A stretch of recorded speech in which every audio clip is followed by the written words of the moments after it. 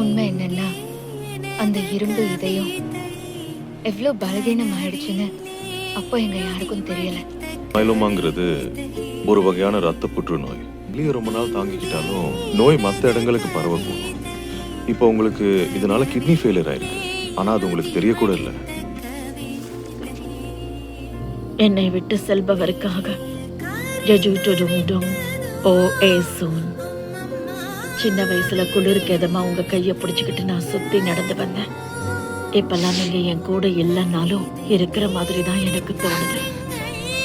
வீட்டோட தர கதப்பா இருக்கு. உங்களை பத்தி நினைச்சாலே போதும் என் மனசுக்கு ரொம்ப எதமா இருக்கு. பகல் நேரத்துல கூட நிலா வானத்துல தான் இருக்கும். அதே மாதிரி நீங்க என் கூட தான் இருக்கீங்க. போக வேண்டிய நேரம் வந்ததும் உங்க ரெக்கைகளை விரிச்சு பாருங்க. 50 வருஷங்களுக்கு அப்புறமா உங்களுக்கு சுதந்திரம் கிடைச்சிருக்கு. நீங்க என்னை விட்டு நிம்மதியா போகலாம் செல்லமே.